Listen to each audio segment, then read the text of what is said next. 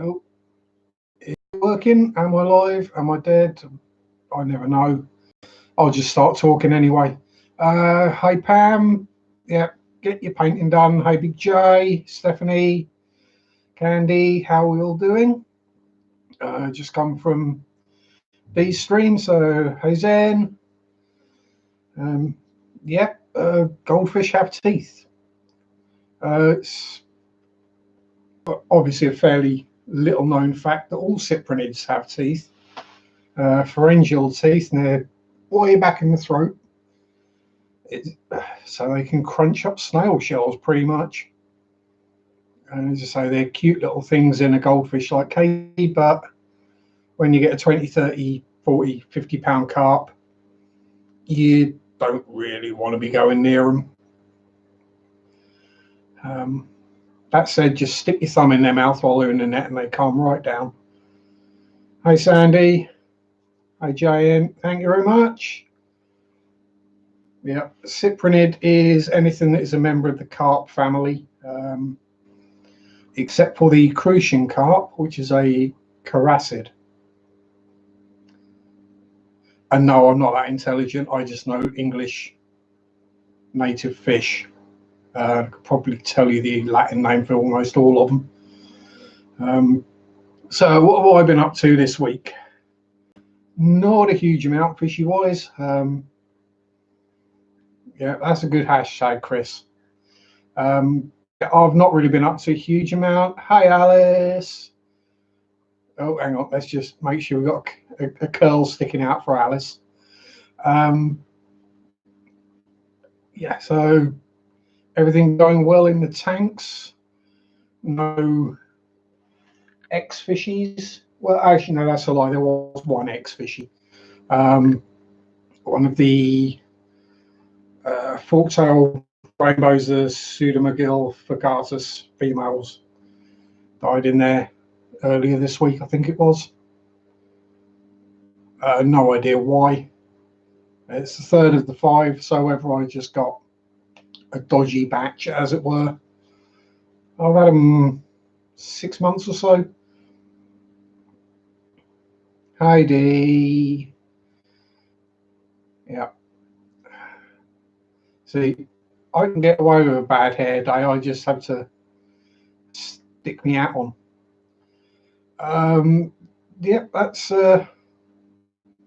having a box filter in that corner, Alice, that is just full of filter floss. And it pulls all the little particles out of the water. And they're currently feeding on the stick-on tablets at the moment to get them all out and about.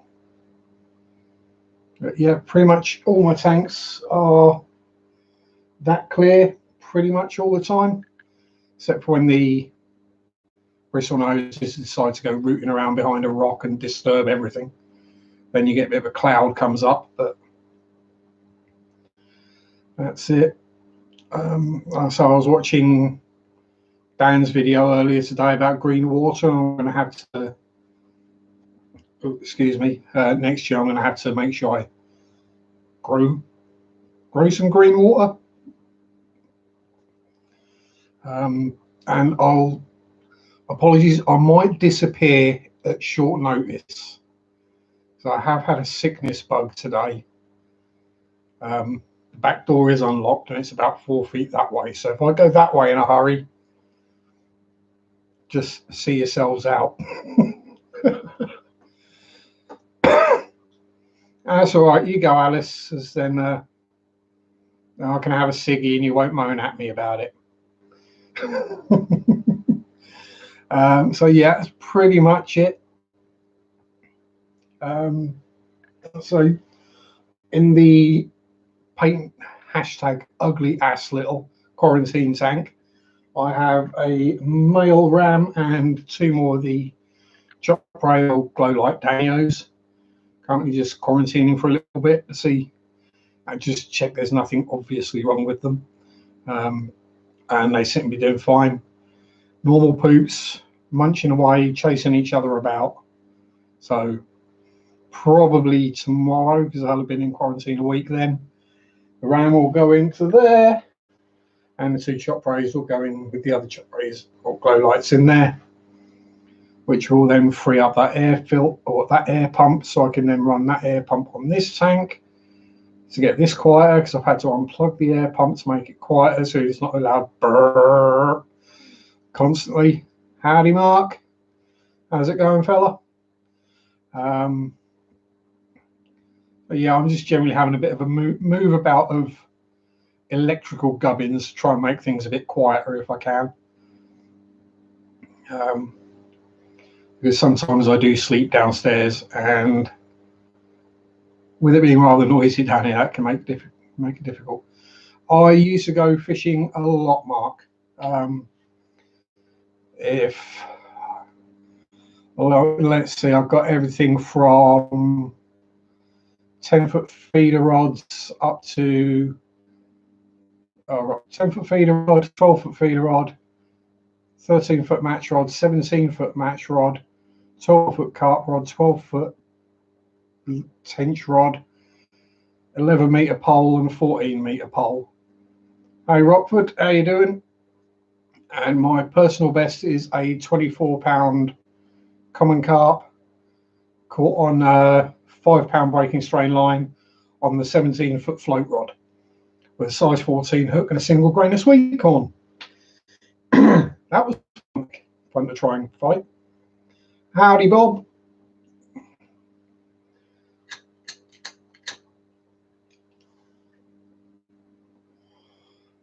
Yeah, so it's I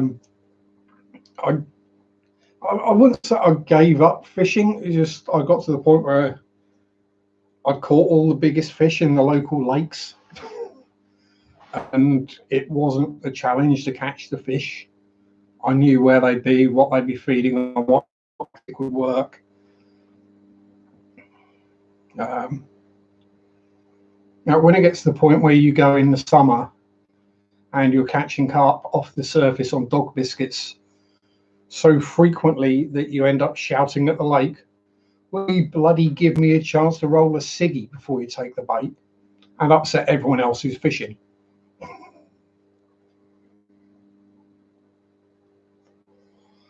But yeah.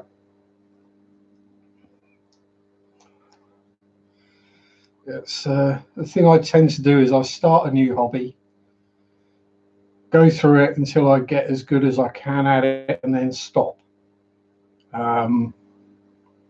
Probably won't be an issue with fish keeping, because there's always something new, something interesting and different.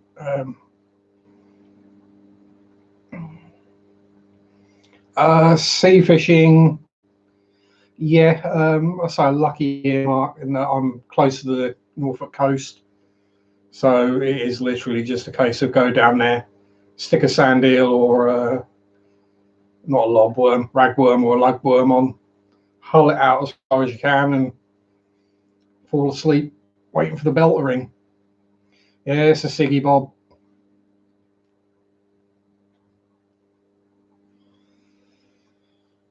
And yes, there will be no energy drinks tonight either. Given the delicate state of my innards, probably best to stay away from them at the moment. Probably be fine again tomorrow though. Get the old caffeine levels back to normal.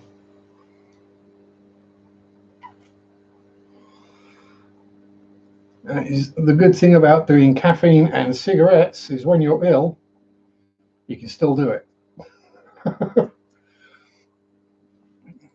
And one gives you the energy and the other one is an appetite suppressant, so works well. All joking aside, don't start smoking, people. We all know the risks, but as I've said before, I'm going to die something I enjoy. Hi Aaron. Oh yeah, appreciating, great fun. So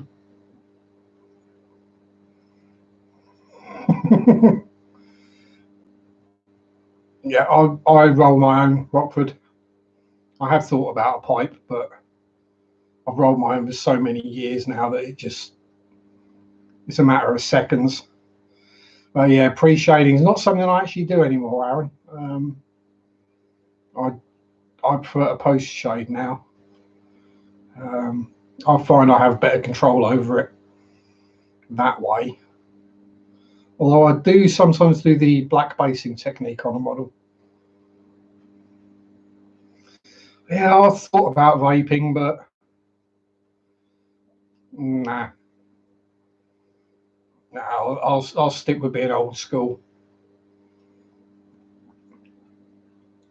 Oh dear. While we're here, we've got 18 people. Obviously, we all know, or I say all the fishy peeps know anyway about Pam and Candy's GoFundMe. So if any of the mods would like to pop a link in the chat, feel welcome. Same with Chris, if he's still here, he can pop a link in for his calendars as well and his website.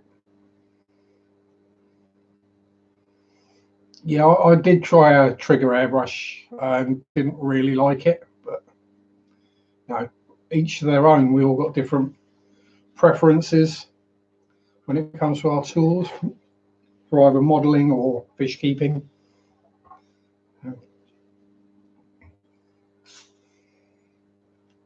So I prefer a dual action. Oh, I can do, Mark. Let me just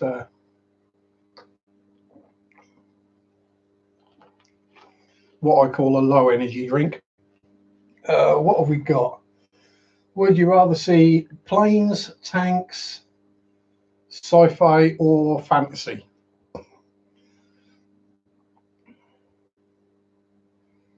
Yeah, if you're getting hands in your paint, pains in your hand, then it's probably better to not. Right. Let's see what we got up here first. Easy to get to. Oh, gotta stand up now. What we got? I suppose easiest will be something large and heavily dusty, which is the very dusty. The 1/48 scale Russian Su-27 flanker, and flip it over. Just a small loadout on that thing.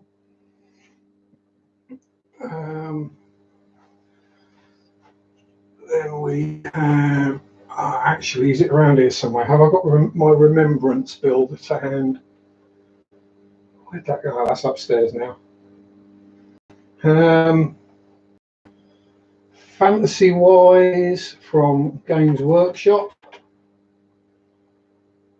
Oh, he's lost his sword scabbard, but never mind. We have the Nagash, the Supreme Lord of the Undead. And yes, that is a very delicate model.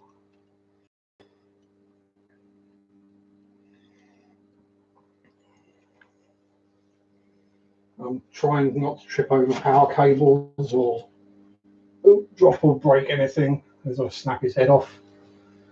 Stand up there. Sci-fi wise, what have I got over here? We've got, where's the Void Raven? There it is.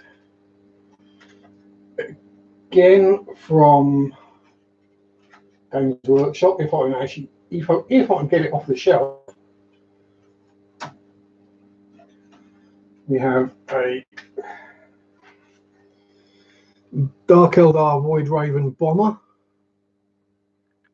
which is all done in candy paints and iridescence, so looks far better off camera under natural light. I can go back down there because it's never going to fit back up there. Maybe I hop this way, I can grab a tank, a proper tank, not fish tank.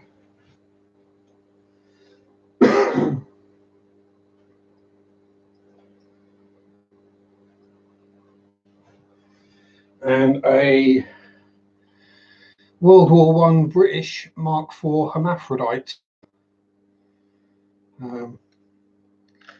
fairly heavily weathered, dusty,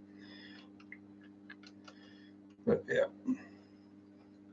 all sorts of stuff I build.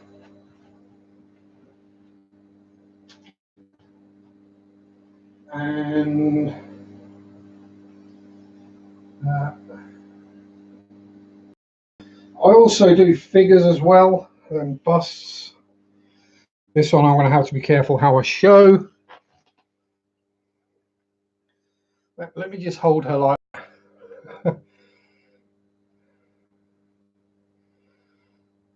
there's a sea elf.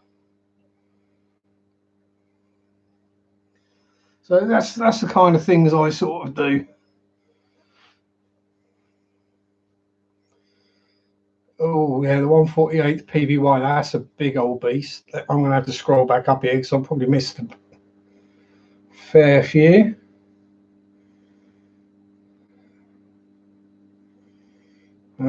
Wherever the scroll up button is that it?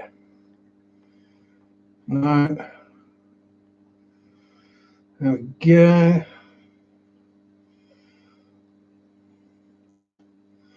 Yeah, I'm getting old too, Rockwood. I don't get up as easy as I used to.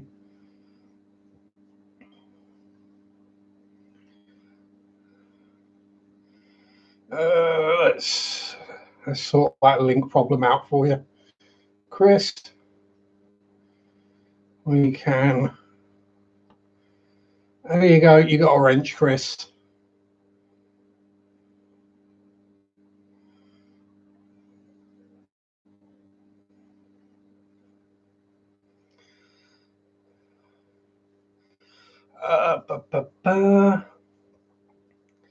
Now, as I say, I do build pretty much anything other than floaty things. I'm not too bad at it.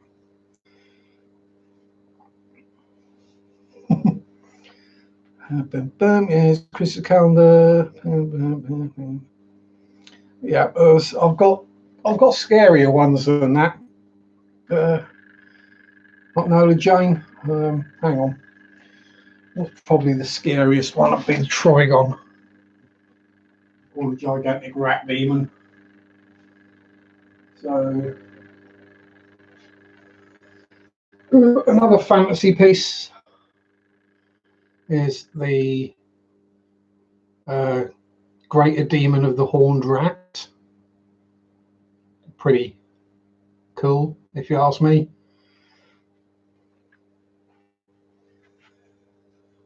And we'll go for the Flying Hive Tyrant, because I made this one kind of funny.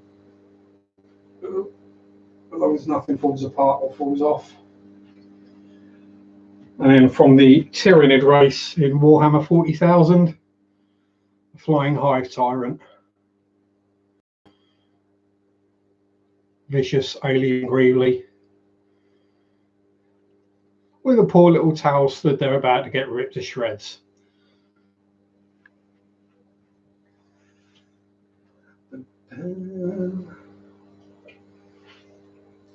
And my latest finish, which is the Chimera, the three-headed monster.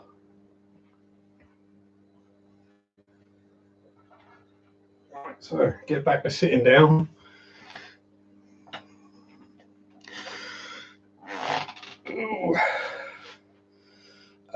Sandy, if I use the correct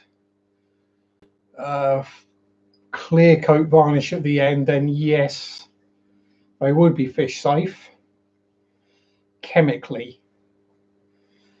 The only problem is the models I build are delicate with lots of small spiky sticky outy bits and sharp bits, which don't want your fish hurting themselves on things. So yeah, well, I'm a bit of a hug monster, so I thought a face hugger offering free hugs would be a good t-shirt for me.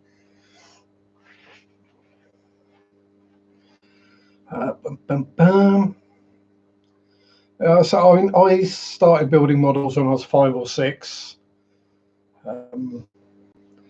Did it through till I was sort of 11ish. Pretty much got banned from doing it by my foster parents.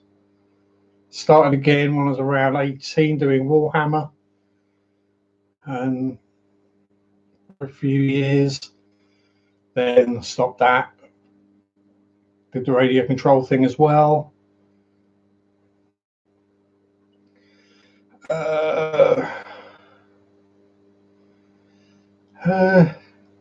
I tend to use acrylics and lacquers, Aaron. It all depends on the paint and the effect that I'm trying to get. If I'm just laying down a solid coat, I'll just chuck an acrylic in the airbrush.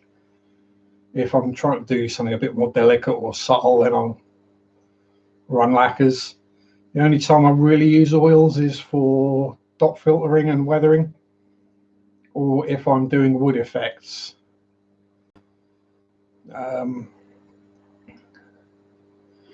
And yet the HR Giga original, which is to say what the Tyranid race from Warhammer 40k is pretty much based on. Alien hive mind. It's a very, very dark universe, the Warhammer 40,000 one.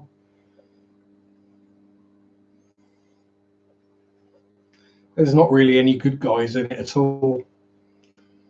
It's just all about survival. It's not that I'm good, Aaron. I just had practice. That's all it is. I've done it a lot.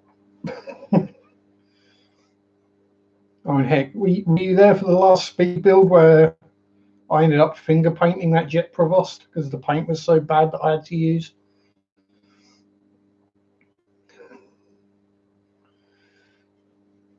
Yeah, for those who don't know, we sometimes on the modelling live show that I'm part of, we sometimes do a speed build. We have 2 hours to build, paint the kit, using only what comes in the box, pretty much. So cue lots of small airfix kits that get crushed with hammers, set fire to, because they're all god awful by the time you finish.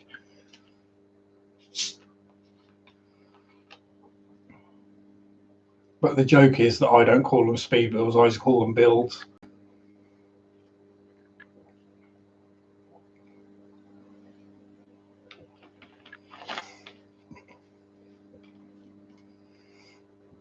Yeah, it's literally just practice and yeah, one less thing to pick my nose with. Well, it was red paint, so it wouldn't have looked too wrong, Gary.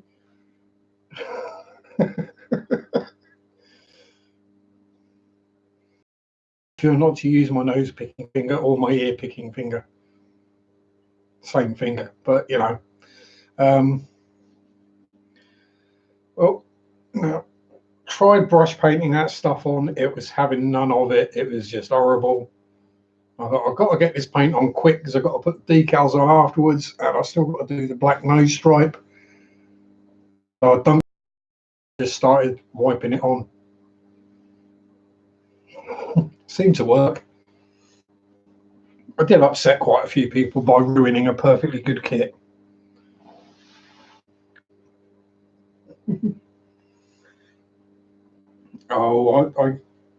Yeah, the amount of people I upset in the modelling community, as Gary can attest. You see, in general, all the fish fam are wonderful people. Have I won? I've not really entered any competitions, Alex. That's not really interested in winning prizes. No. When I had a clear out several years back, I think I threw 3 bin bags full of radio control car racing trophies in the bin. 3 black bin bags. Yeah, it's just a bit. Yeah. I'll say the fish wrap, everyone's nice, friendly, generally. There's a couple of booted fairly rapidly from the groups I'm in. But the modeling community can be very, very, very vicious. And I just enjoy poking the lion, as it were, and letting people hang themselves.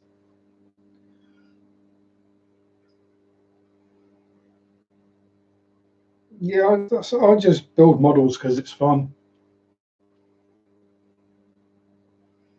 Oh yeah. That the things people argue about, and so was it the Academy Hawker Hunter I built? Now I built. Well, I found pictures, actual color pictures of the actual plane I was built. No, the exact plane I was building. Right, it's that plane. It's got the same ID numbers and everything.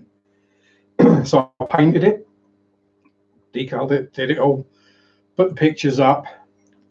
Some guy starts arguing with me that I painted it the wrong color. No, that should have been whatever color he said. I'm like, no, it's aluminium.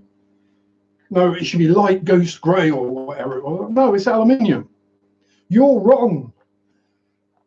He proceeds to post a hand-drawn picture from an old book as proof. So I post the picture of the actual plane, and he still wouldn't have it. Exactly. Paint it however you want.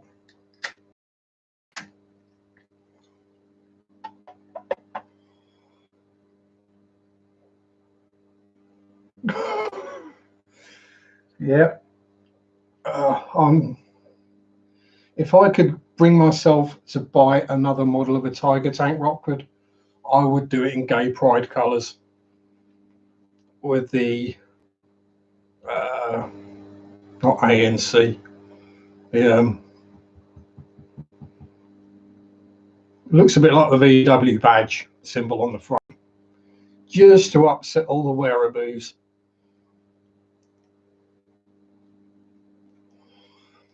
Welcome back, Alice. Hi, Dennis.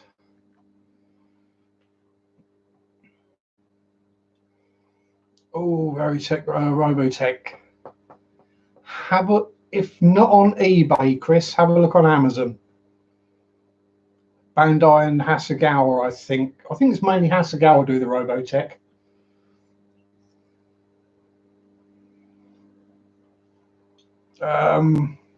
CND, that's it.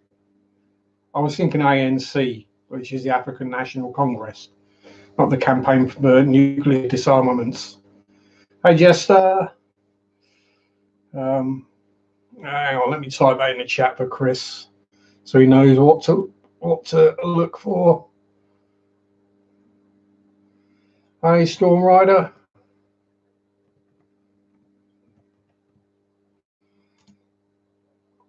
There you go, Chris. I'm pretty sure they make. I know they do most of them across. I think they did the Robotech as well.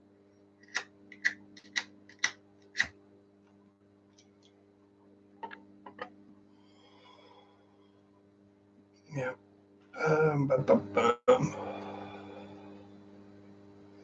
I'm watching the third season of The Crown. I've not seen season 1 or 2 of The Crown, Alice. I won't be watching the third season. I mainly watch YouTube.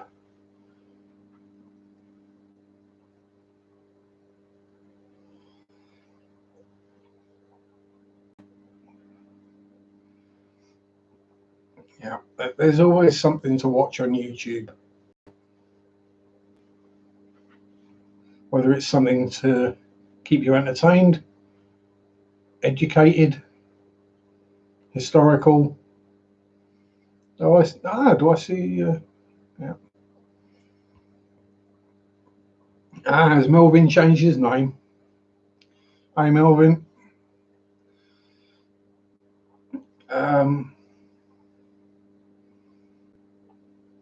yeah, I always find something to watch or fall asleep to.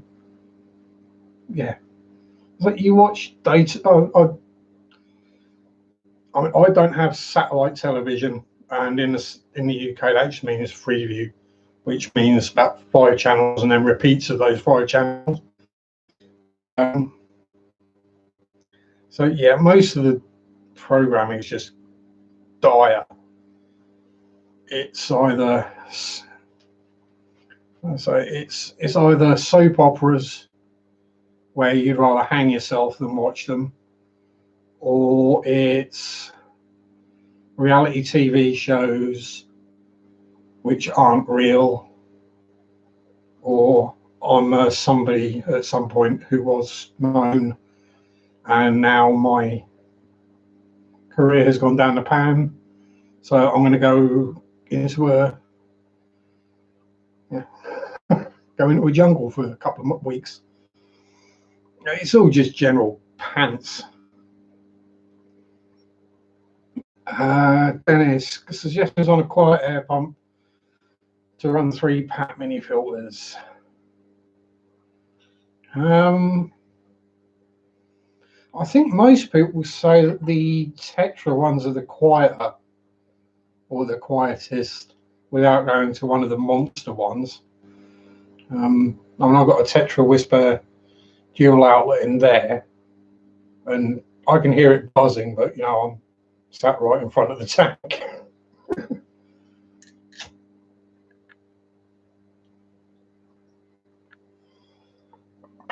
Yeah, if you can get stuff from Screwfix, go for it. It's probably cheaper.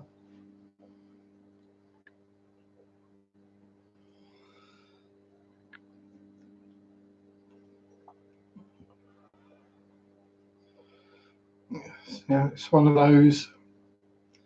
It's a hobby that can be done cheaply if you want.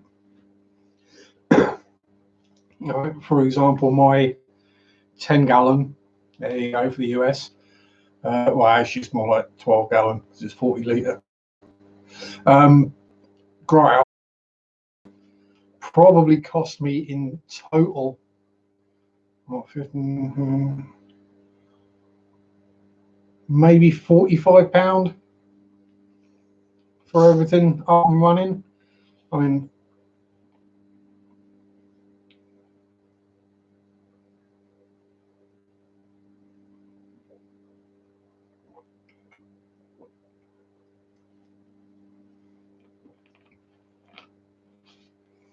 so if I really wanted a lot of air, I could just run my air compressor, but that would sound like I had a Model T Ford running all day and probably start a fire fairly shortly because it's on its way out. Ah.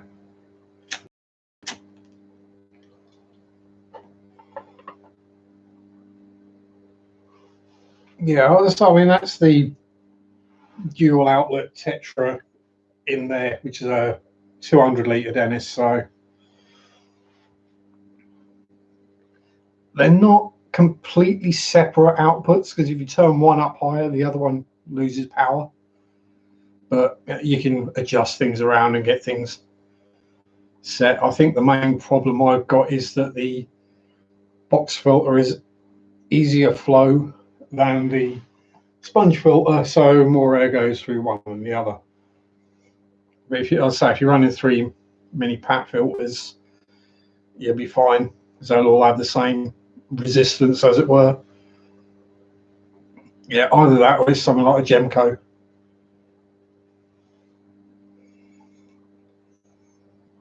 Oh, so I'm not going to hurl. I've just got a burp stuck, and I don't want to take Steel Blackie's thunder. That's his thing.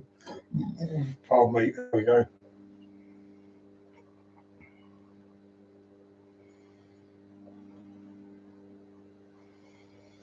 That is the thing these days, Chris. Model kits do get expensive. So like the well, I mean the Nagash. I mean, okay, that's a Games Workshop figure, so they're more expensive anyway. Those are sort of £70, probably about $100. A 48 scale jet was about 45, but I've added a bunch of aftermarket extras to it to tart it up. And as I was saying, the Games Workshop night, that was, I think, 95, and someone offered me 250 for it. And I did actually, unintentionally, I just laughed at him. It's like, you're joking. The amount of time that's gone into painting that thing.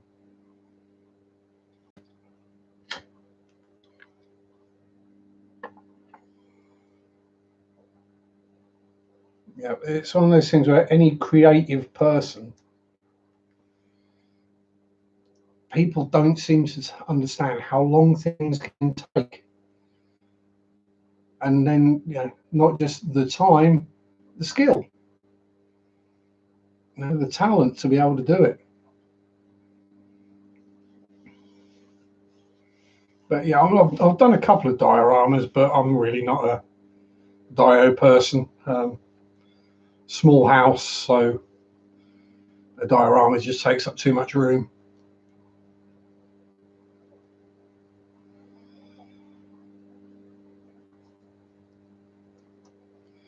Right. Then, did I have anything I wrote down? Yes. Right. I was on Dwayne's stream last night, and he was talking about the changes in medication coming in the US, where, like us over here, things like erythromycin won't be legal anymore.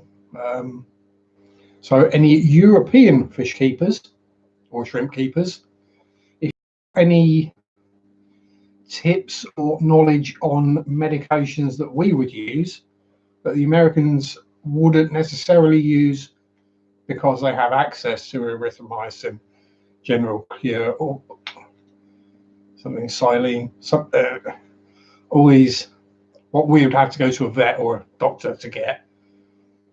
If you've got any suggestions, stick them in the chat so they know. Easiest way to paint a tank that has fish in it already. Assuming it's painted on the outside, Rockford, and you can get to it. That's the tricky bit, getting to it. You're going to have to strip it first, because the white will obviously cover the black. You just end up with a dull white. And then I would probably use a foam or a sponge roller, a mini roller, like the ones you get doing round windows and doors.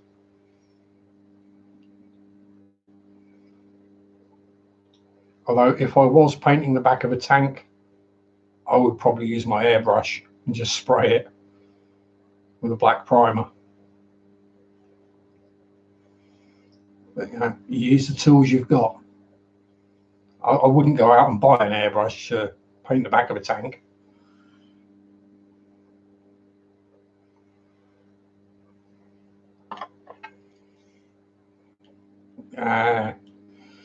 Bob's a good guy. There we go.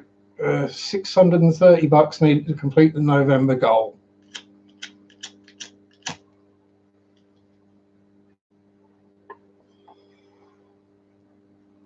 That's it. I take it Stacey's still on the mend, Candy? Still improving? Slowly, I know, but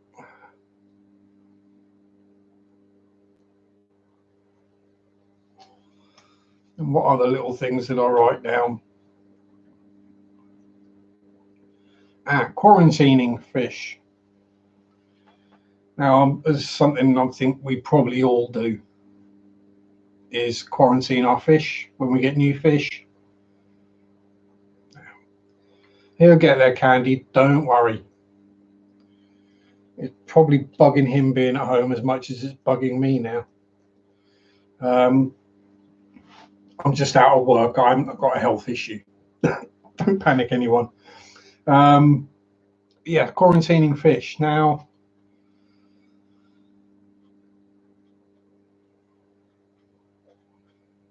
yeah, Krylon will work then. Just if you spray it on, leave it 30 minutes before you try painting it, just to let all the propellant gas off.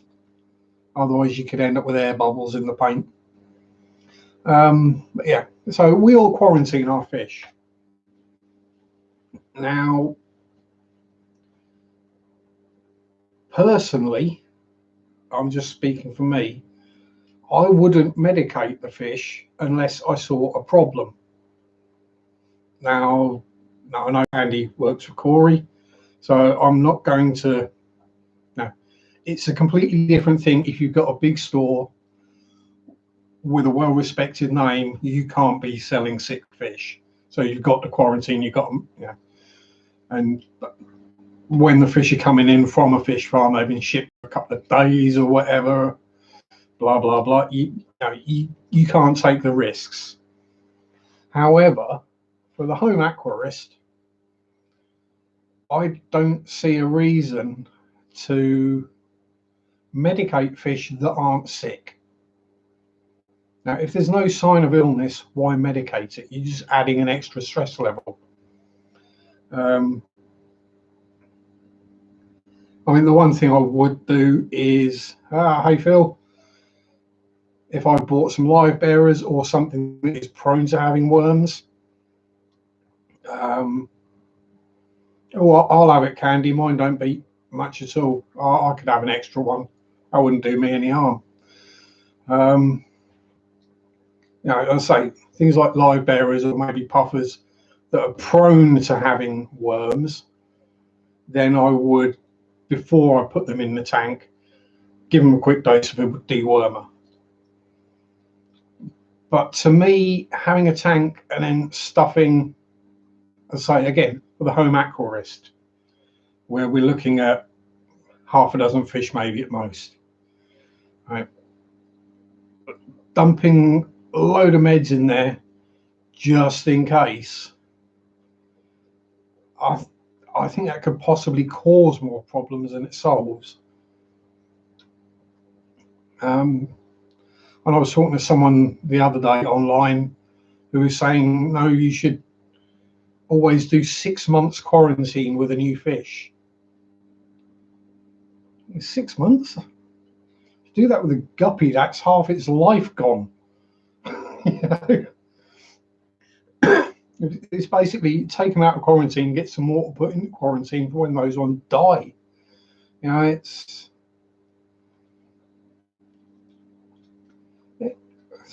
just my way of looking at it is that if we're not ill, we don't take medicine just in case. And so I feel perfectly fine. I'm going to have some antibiotics. Yeah, it just doesn't really make sense to me. Yeah. So I normally do a week, maybe 2 weeks. In the case of the ones I've got at the moment, in my little ugly quarantine tank just over on the other end of the coffee table, they've been in quarantine for a week now, and they will only stay there until I've done the water changes on their tanks that they're going into. Well, yeah, that just helps everything though, Phil. It's all about avoiding stress. So if you put a new fish in a tank and then do a water change straight away, you're just going to stress it out more. So I'll get the water changes done and then put the fish in, which will either be tomorrow or Tuesday, probably, depending on how I feel. But yeah, because I know where I got them from and I trust where I got them from, that they're healthy, it's one of those things. Yeah. So there's no way I would ever put anything in quarantine with 6 months. I mean, if you're going to do that, you may as well just start up a new tank. Boom.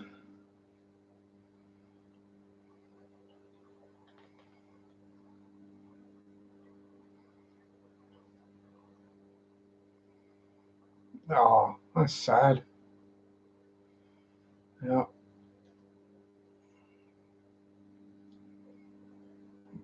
Yeah. That's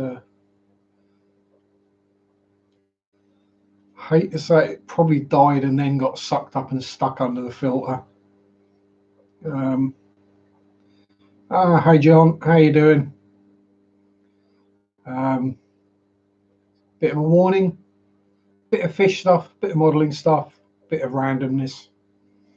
Um, but yeah, so I've not had mollies myself, so um, I'd assume fairly similar to platties in the way you look after them. I.e. just chuck them in a tank with some water and feed them every so often. It's pretty, let's be honest, some fish are that easy to look after. So yeah, just some dechlorinated water, right temperature, and a bit of food and some light. And some fish are perfectly happy and healthy. Others, you got to make sure the parameters are perfectly spot on.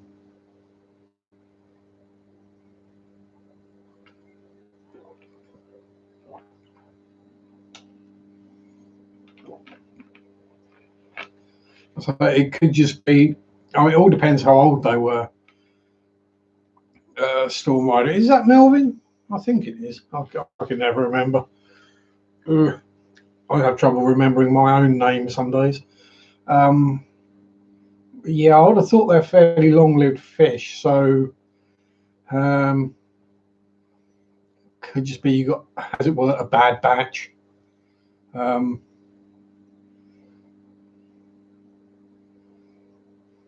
Yeah, Pam's off painting.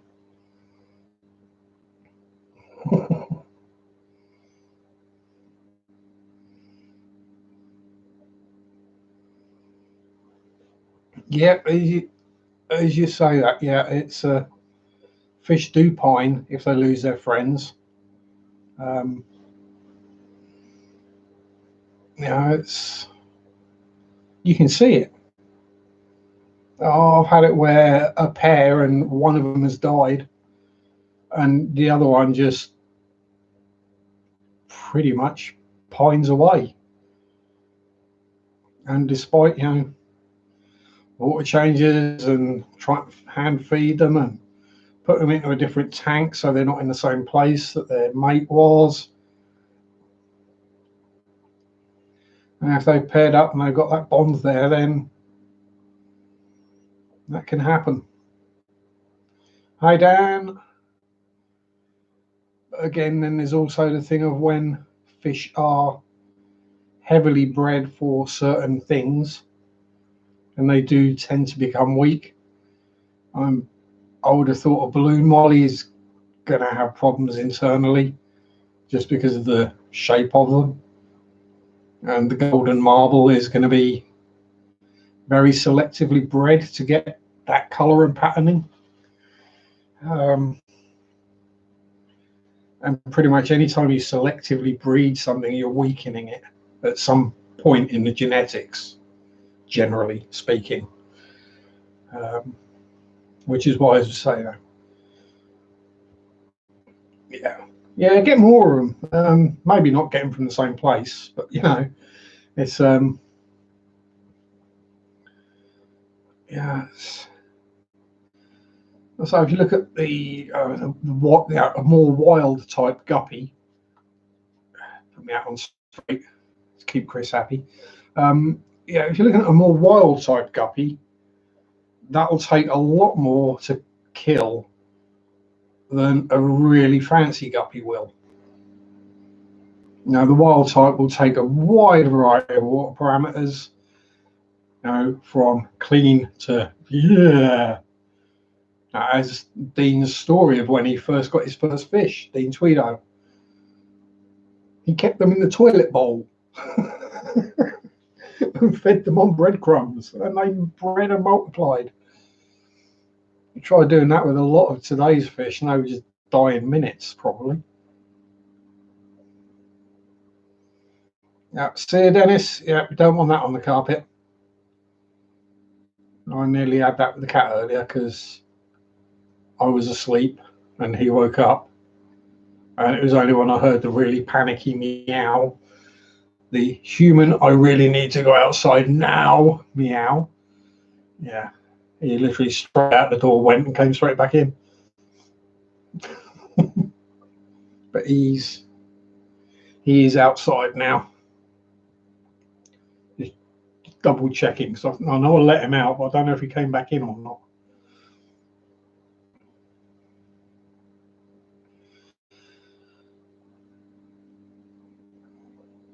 Yeah, a bunch of green sunfish babies. Yeah, they're going to be cool to watch, Phil. Yeah.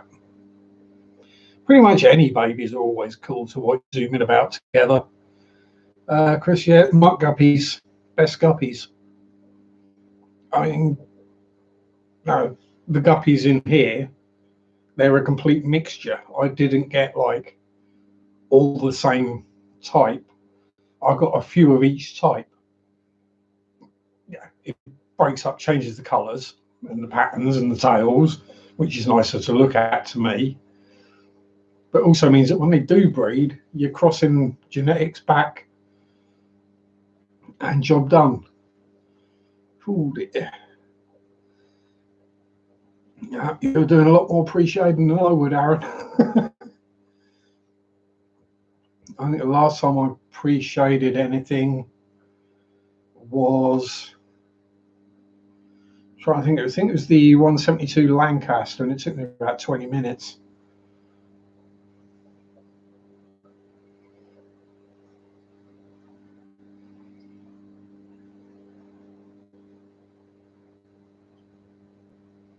Yeah, exactly, Rockford. That's no, it's great to look at and see an electric blue or gold ram or a platinum ram, but they are stupidly delicate and weak. I mean, no, even just a standard German ram is a fairly finicky fish. Bolivian rams are a bit hardier. As soon as you start breeding like that, then okay, you might technically get prettier fish, but they're more expensive and they die easier. So, yeah, and yeah, thoroughly agree, Chris. It's all kind of variants and different colours and things going on. I mean, even then, I've got a couple of young female guppies in there that have got S-shaped spines. They're getting on fine. Don't get me wrong, they're feeding, they're swimming about, they're happy, they're pregnant. They've had fry before. Yeah. Yeah. Yeah, goddamn. Yeah, so lots of bits to do.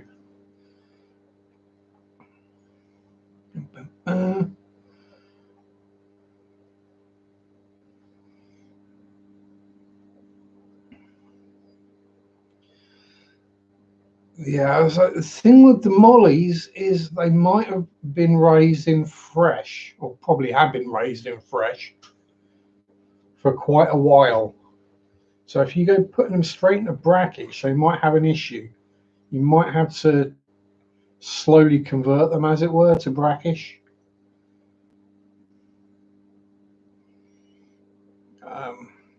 Yeah, I pretty much agree. If yeah, it's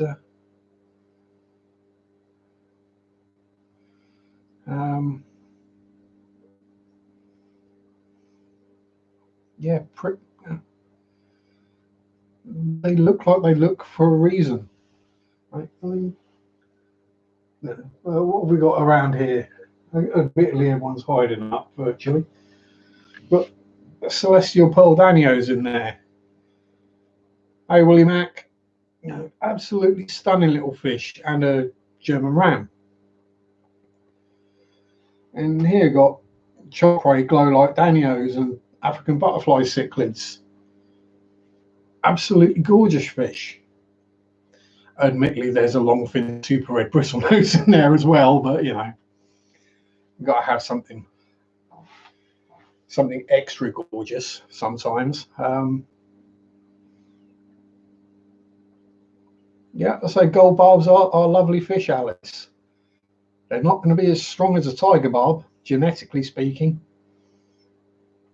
simply because of the breeding. They're probably not going to be too weak, I wouldn't have thought. It's a relatively golden colour to start with, but um,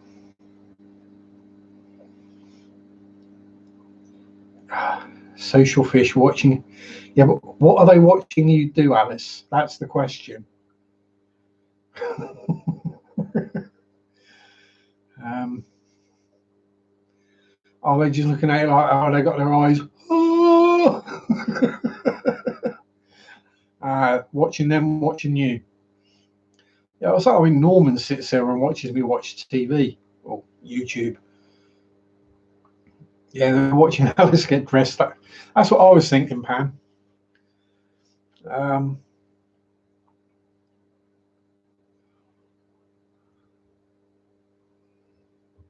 yeah, so you know, White Cloud Mountain minnows are pretty much bomb-proof, and the gold, as I say, isn't a huge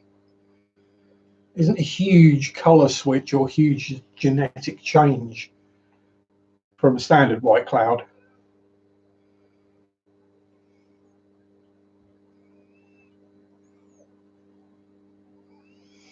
Hmm. Ooh.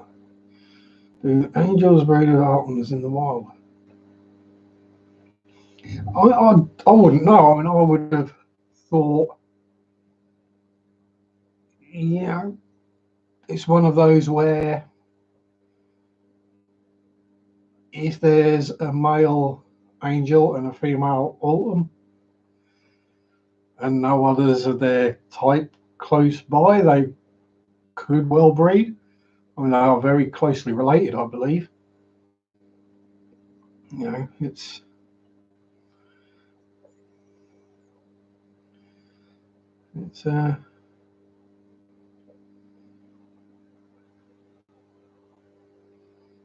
yeah, I'm quite possibly.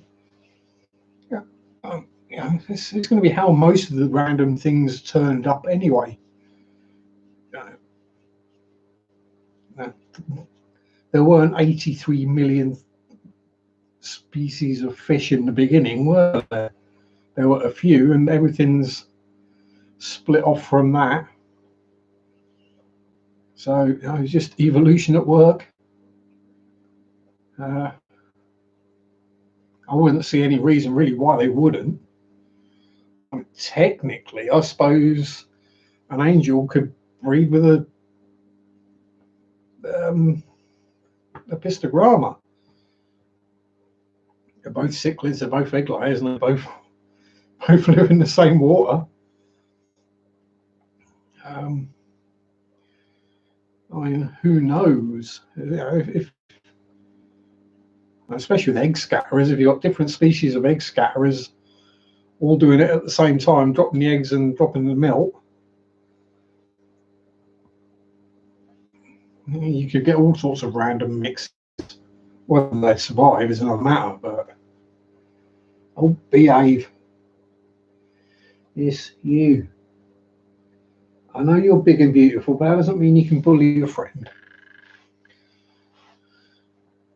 Yes, there's not a week that goes by before that I don't hear about a different fish I've not heard of.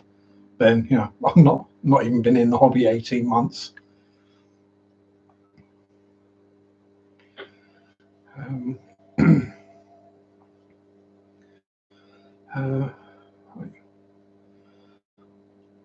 and it especially doesn't help that in the UK things tend to have different common names than they do in the US.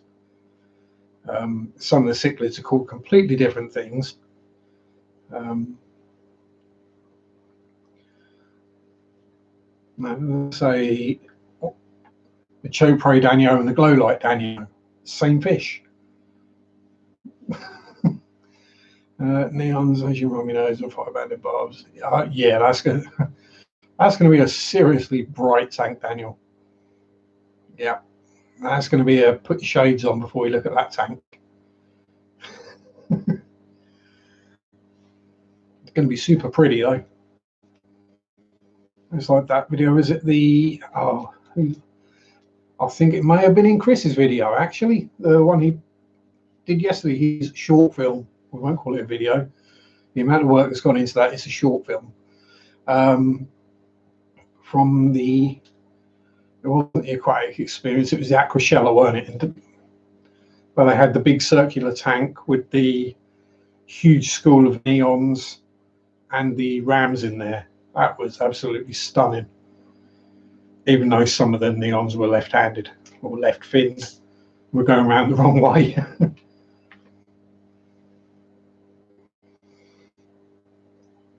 Yeah, I was saying, Ginger, the only reason I knew that is because I knew about carp and I knew goldfish. Yeah, well, you put the words epistogramma and gold in the same sentence, you know it's going to be gorgeous, Dan. Yeah, as I say, it's and the main reason I know goldfish are related to carp is they do interbreed and create, for fishermen at least, the dreaded brown goldfish.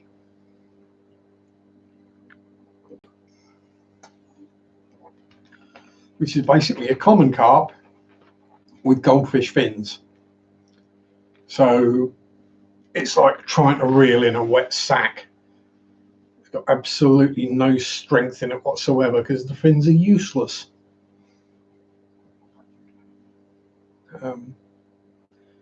But then they also interbreed with crucian carp as well, which is a bit weird. But yeah. And the common bream as well.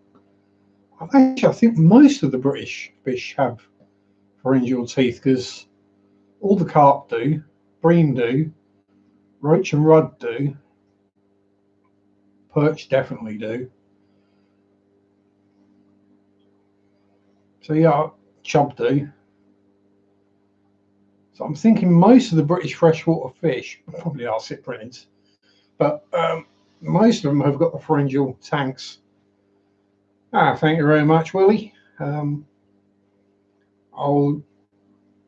Still got a bit of work to do to get them looking spot on.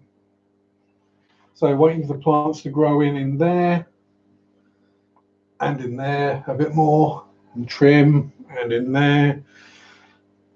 Shrimp tank is pretty much how it's going to be, but I might pull out that corkscrew valve because it's getting a bit glary.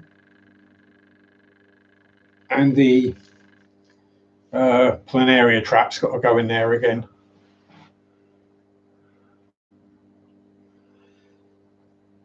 Yeah, no, I'm staying away from jokes about giving 2 ducks.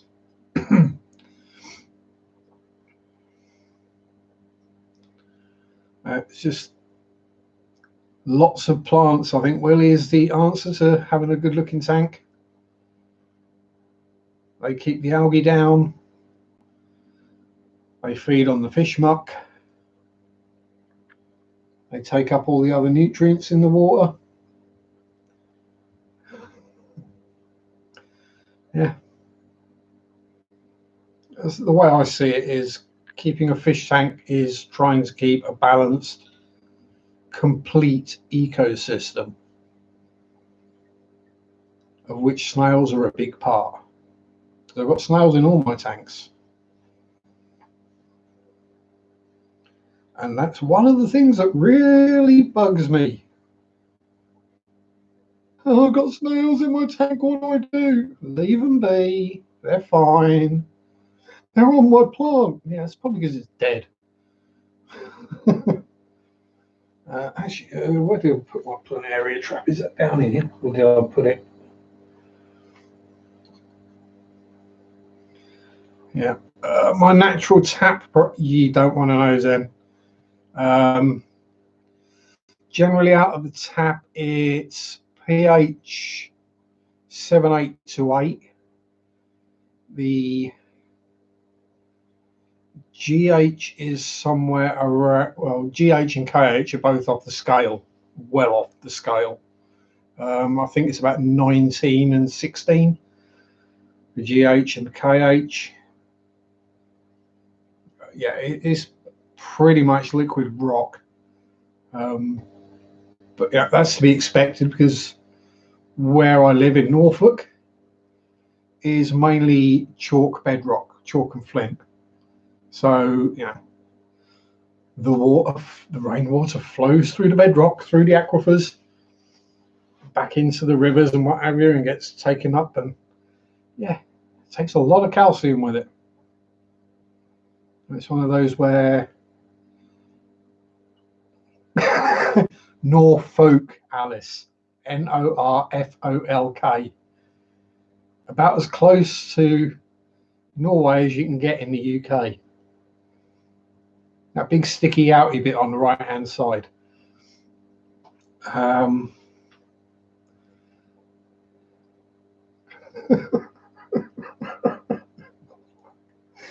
Although, yeah, I just use it for Neocaridina straight out the tap. Then that little 20 litre down there, which I think is 5 or yeah, let's go with 5 gallon. It's a little over. There's probably about 300 Neocaridina in there. Breeding like crazy. Yeah.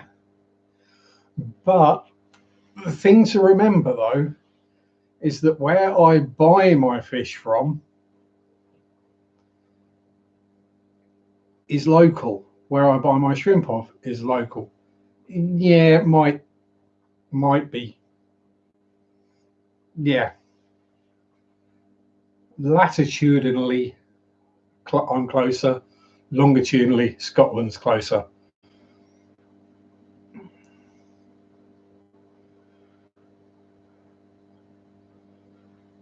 Oh, yeah. Sometimes you got to move. Yeah, as a fish and shrimp that I buy, especially the Neocaridina cherry shrimp, have been bred and raised in Norfolk water. So it's what they're used to. Like when people buy wild caught fish, then yes, you do kind of have to at least get damn close, matching the water parameters that they were taken from in the wild.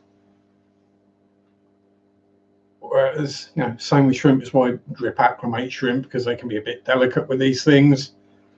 If they're bred already in hard water, then, you know, it's what they're used to. The other one is depending on time of year and weather, I can have between 0 and about 100 part per million nitrate in my tap water as well. So I can do a water change and increase the nitrates in my tanks, which is a problem I had in there this summer actually. It didn't rain very much and then it piddled it down, and all the runoff from the farmers' fields ended up in the water system, and yeah, the tap water was coming out with 100 parts per million nitrate.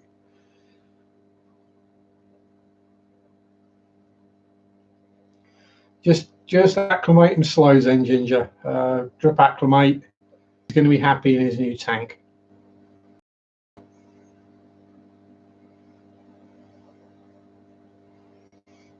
Yeah, people have come and gone, Bob.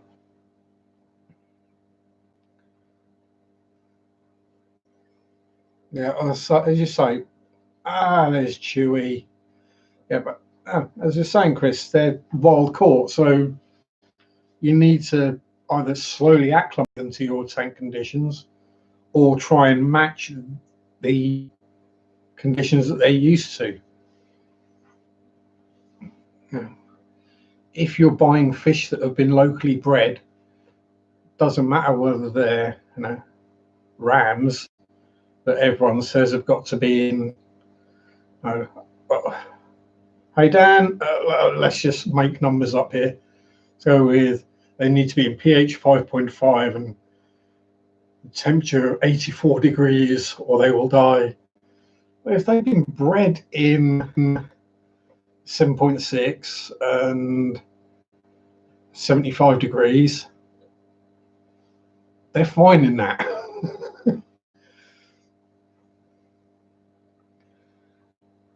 Yeah. So I'm sure teething. I'm sure Chewy knows the scientific reasons for all these. Yes, I have problems with anything other than standard cherry shrimp locally. The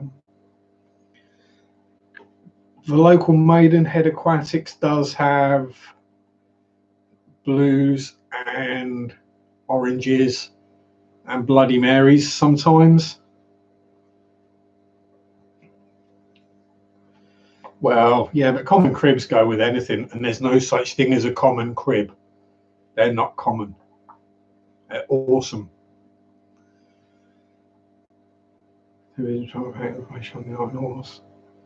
Hi, Alien World.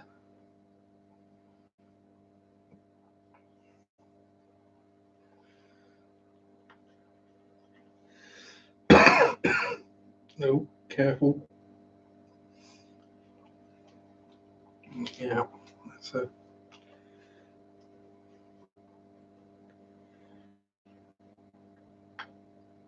So yes, I was learning all about the hunt for the Tirpitz and the sinking of the Bismarck earlier.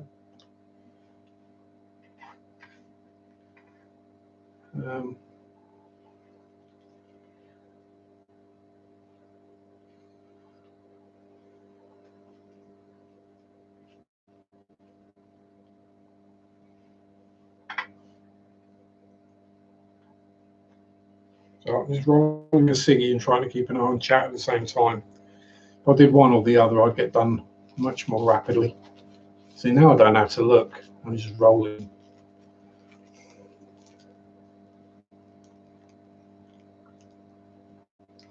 It says free hugs, Alice. And it's got a face hugger from Alien on it.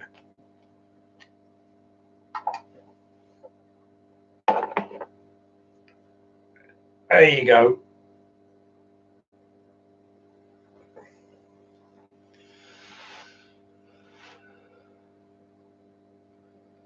Rock crib. Yeah, it's yeah. I think we need to start some kind of campaign to get people keeping cribs because they're just awesome.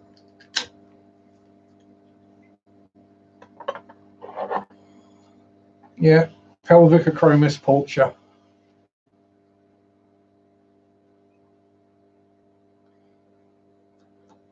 Yeah. So just about yeah, a little bit Zen Ginger. Just generally more brightly coloured too. Don't actually know if either of mine are out and about. Probably not. Oh, there. Get on, Pam. That one there is actually Pam.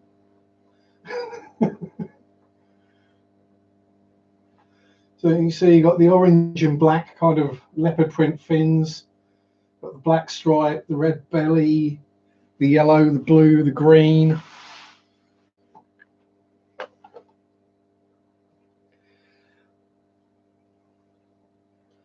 And yeah, they don't have the mouth that an Episto's got.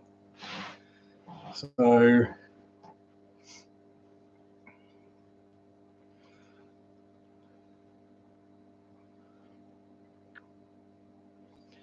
that's the thing I don't understand, Rockwood, is around here, cribs are like $4.95 each.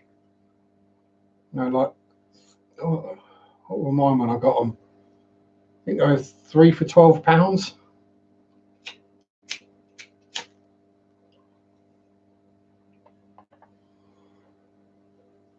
Yeah, Epistos are cool. I've got to say, I do love an Episto.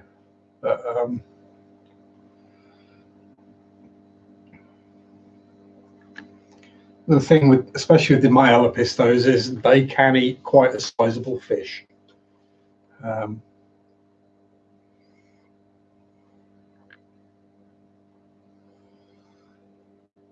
Me guitar vids, I've not done any guitar vids. Hi Josh. Dang. Yeah, I've got about 80 of them. 3/4 to an inch long at the moment in the grow out tub. And the place I'm selling them to, I'm getting 50p each, or 50 cents per fish. And I think I'm doing quite well out of that. Although I may well, yeah, Alice, I've broken my fingers way too often. I can't even play anymore. I mean,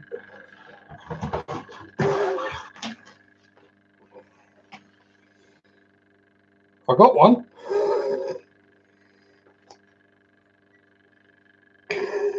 And I forgot to put that sticker on there.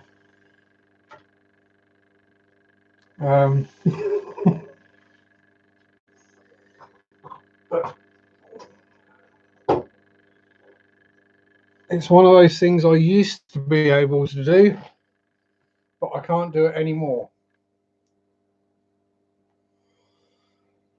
If Candy's still here, cover your ears, Candy. That's why.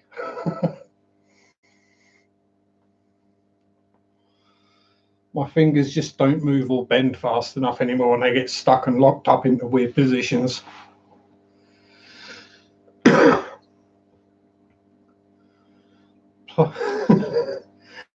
I thought I'd warn you, Candy. Yes, I used to play. The giveaway is that thing's covered in dust and all the strings are rusty. Shows the last time I picked it up.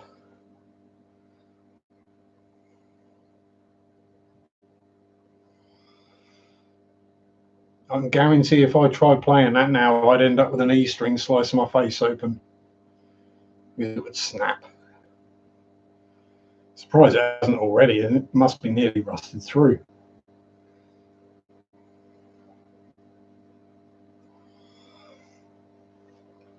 Yeah, it's because I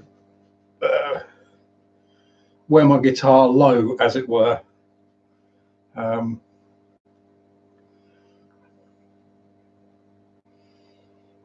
Yeah, as I say, I've broken all my fingers at least once or twice, and most of my knuckles as well. My hands just don't do what I want them to do anymore, and it's better for me to not even try and play it and frustrate myself and end up smashing it, because that is a Fender Telecaster.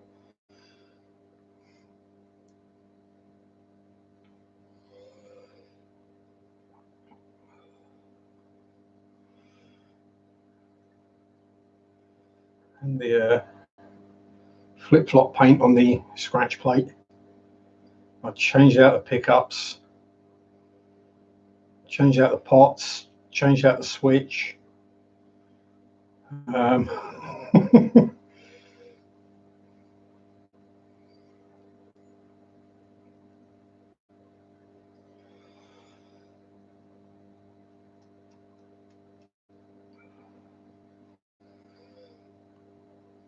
Yeah, I used to have a Strat, but I sold it and bought a house. How the heck did you get into Instagram's jail, Dan? What did you post?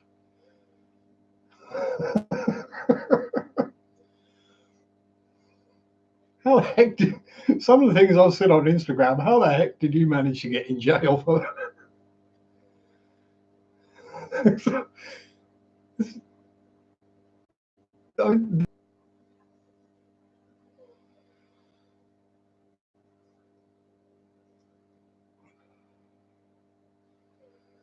Dang, dude.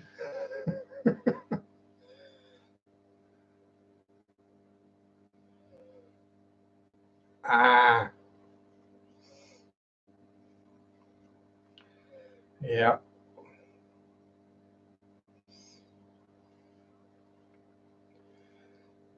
I mean, and now I'm not saying you've done it, Dan, because I'm certain you wouldn't.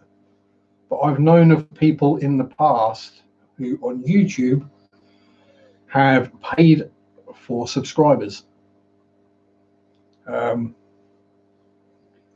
I've actually had an advert come up on YouTube for a company that did that. So, you know, and it's against YouTube terms and conditions.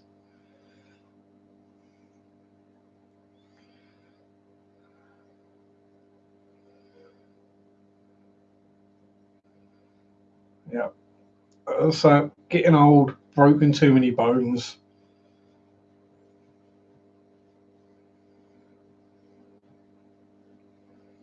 Hey, Stephen Conroy. See, I can say and pronounce your name. That's because it's the correct spelling in English and French, and I speak both ish.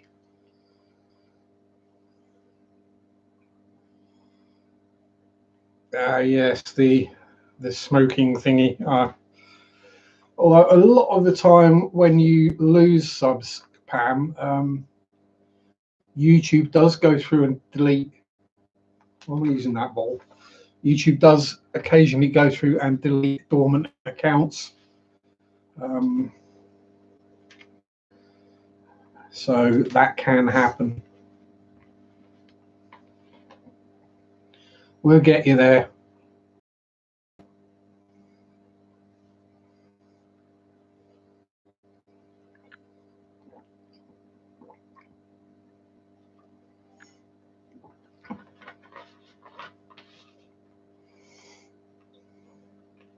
Yeah, my wrists, my fingers do, my wrists do, my elbows do, my shoulders have had it, my knees have had it, my hips have had it. Ankles ain't great. Back's not too bad.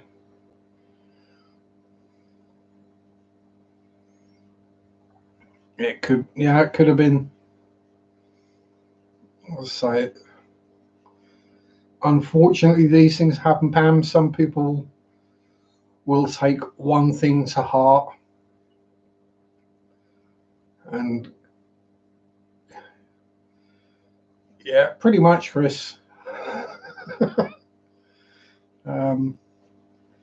Then, you know, I'm one of the joke is I've expanding storage in business. Yeah, yeah. Well, expanding storage on a business is always a good thing, Stephen. Yeah, so I wouldn't worry about it. They're probably not people you want as subscribers, Pam. Yeah, as I say, the joke is I've forgotten how many bones I've broken. There's probably some I've broken and I've not realised it. Yep, yeah, making the old man noises when you get up. I I tend to make a different noise when I bend over. Um, Tends to upset people.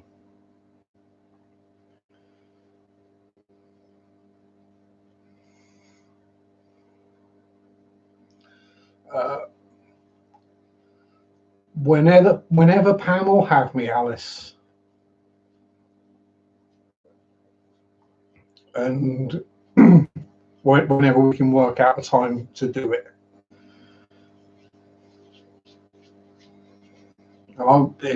If anyone, for any weird, random, dumb reason, if anyone wants me on their live stream, I'll quite happily turn up. Just send me a link to whatever's going on. Lazy, don't want to go to the store, but hungry. Toast, Chris. Toast. That's what you want. Stick a couple of slices of bread in the toaster, plenty of butter, and job done. Even better if you got proper English crumpets as well. Nom nom, toasted crumpets.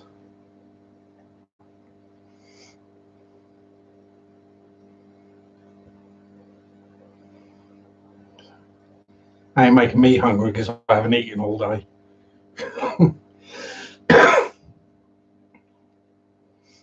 I figured it best not to, so I don't want to do a Joel and just suddenly disappear out of the screen. There are many more noises I don't mind making on camera in front of people, but the hurling just outside the back door is not one of them. Oh, no starch. How can he not have? Oh, that's grounds for divorce, Chris. That really is. I think you can't even do yourself some mashed potatoes, even. Oh dear, mashed. You see, Daniel, that's why I'm weird for a Brit. I can't stand tea, but that's just down to not having a sense of smell. So, thanks for hanging out, Zen. Enjoy your haircut. I'm sure you're going to look wonderful afterwards. All right, it's Flop Aquatics. Hey, Benny. Exactly, Stephen. Starch and sugar. Ah, well, yeah, it is. Yeah. Yeah. Yeah, I'd hang in there, Chris.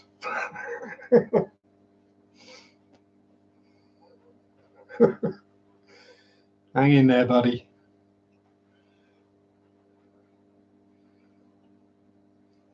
See, I'm more of a Red Bull and toast kind of guy.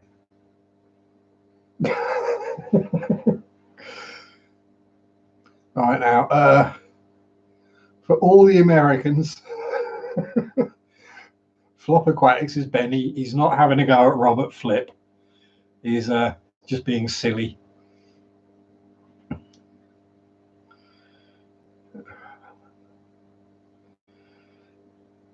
No, you get that airbrush cleaned, Aaron. None of the leaving cleaner in the cup. Get it cleaned. Trust me. Yeah, trust me on that one. Never leave an airbrush with paint in it.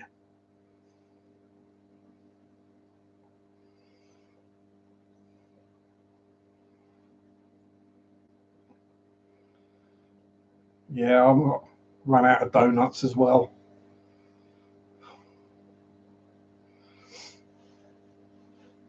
Maybe I shouldn't have had all of those yesterday.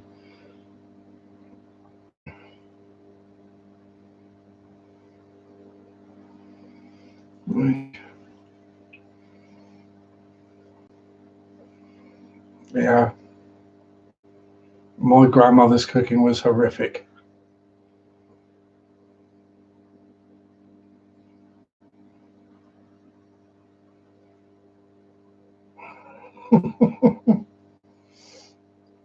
Yeah, that's kind of funny. Yeah.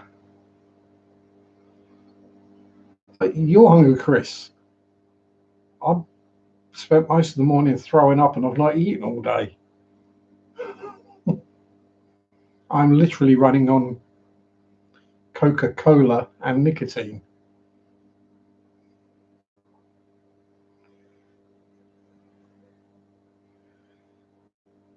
Oh yeah, there is that risk, Chris.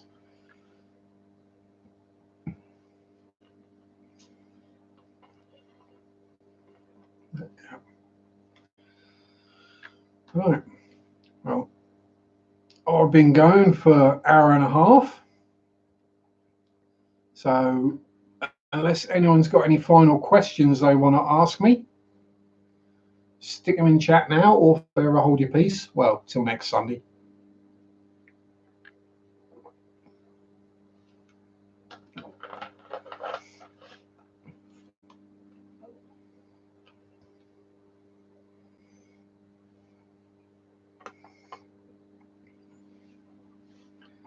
Yeah, so working is far more likely to keep a lady than working out. Ready by 40,000 shrimp.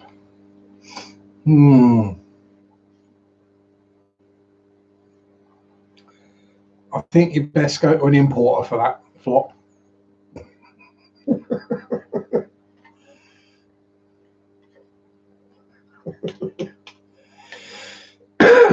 Yeah, see you later, Asbo. Yep, if we've got any more questiones, or I will disappear, and I think I am going to have to get something to eat. See you later, Benny.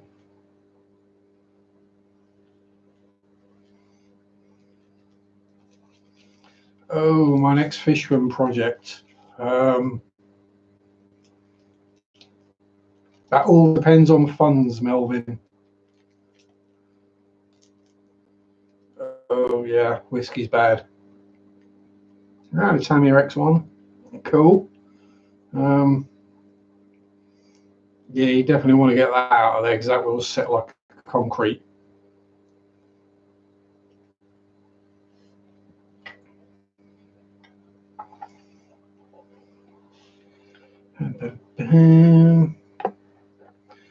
Well, the Tamiya X1 go goopy.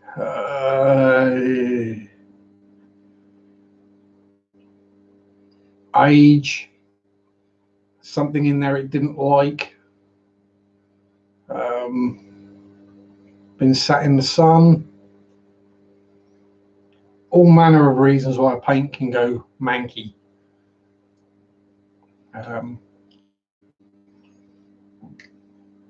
Our next one is the gloss black, isn't it? Or is it gloss white? No, it's gloss black.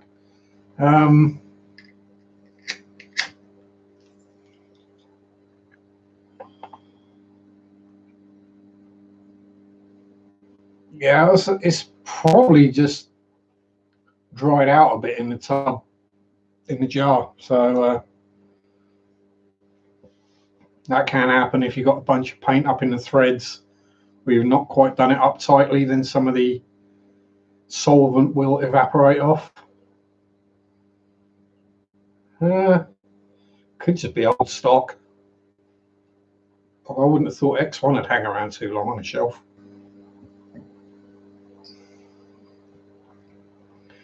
But yeah, I think the next thing I'd like to do, Melvin, would be one of the mega flexes. Maybe 32-gallon flex.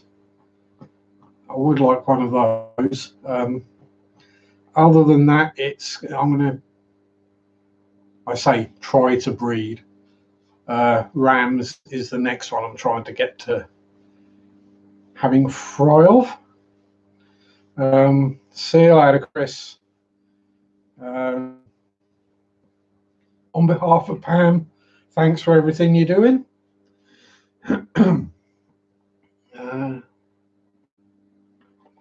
What do I say is a hardy fish?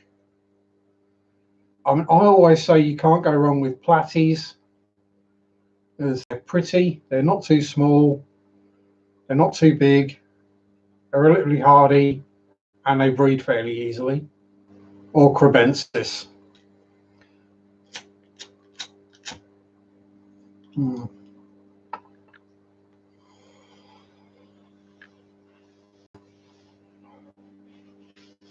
Yeah, cod goes best with chips, flop.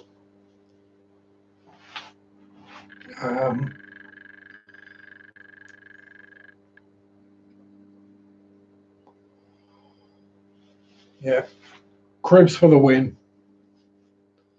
One male, one female. Give it a month or so, you'll have 100 of the little beggars.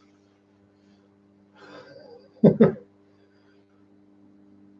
yeah, as I was saying in Chris's stream, the thing with crebensis or cribs is they tend to look really washed out in the shop or the store. Oh, hang on, there you go, Alice.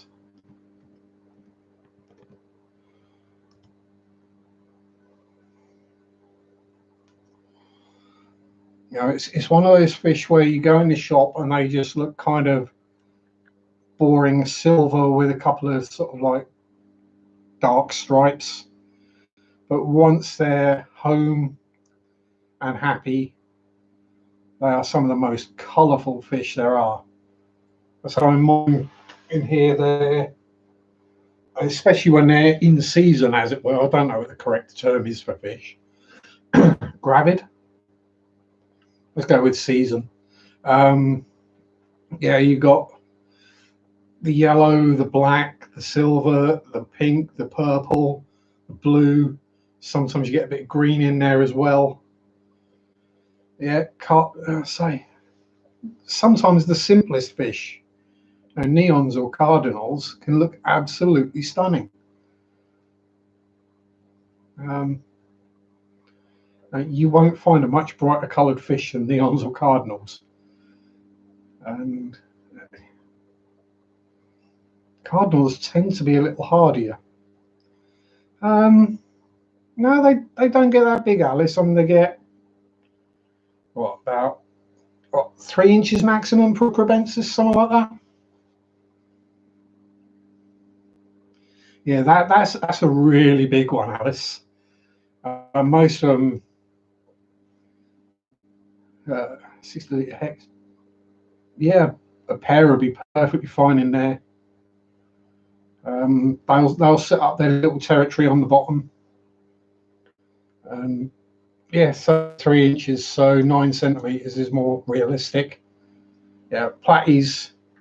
I mean, platies and cribs would go together well. Get a pair of cribs and 3 or 4 platies.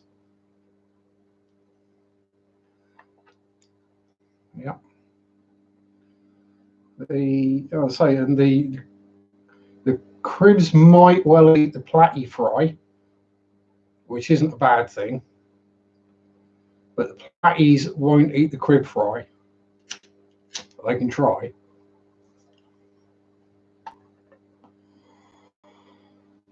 I mean, cribs will chase off fish 3, 4, 5 times their size.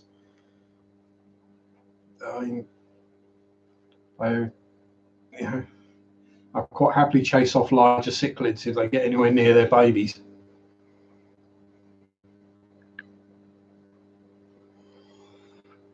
I'm saying, I don't know about Norway, Alice, but I mean, cribs or Pelvicochromis pulcher, fairly cheap as well.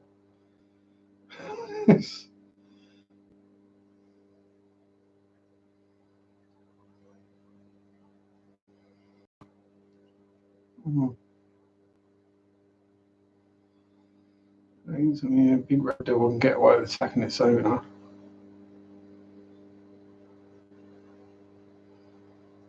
Yeah. Yeah.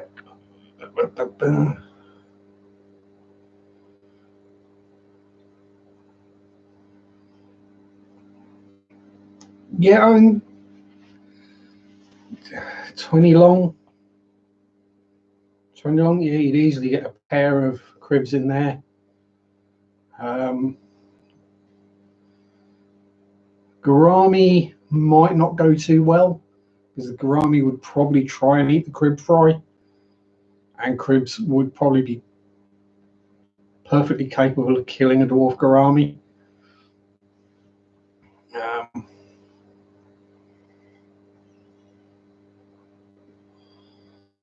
Yeah. As I was saying in Chris's stream earlier, yeah, there's also the thing with the dwarf gouramis that's it's on like 22% of them have it or something like that, and there's no cure. But yeah, so the status quo is cichlids are aggressive. Aggressive. Yes, they are, but only when they're actually looking after their young.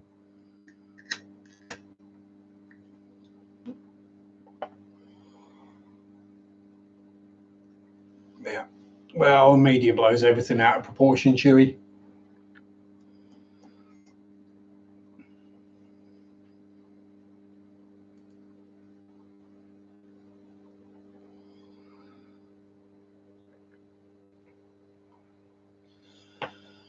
All right. So finish off with a little bit of a rant. And what I will do is I will say fairly well, thanks for watching, everyone. And anyone who's still here, enjoy your fish keeping, shrimp keeping, modeling, or whatever it happens to be. I've not seen that yet, Chewy, but I will watch it in a moment.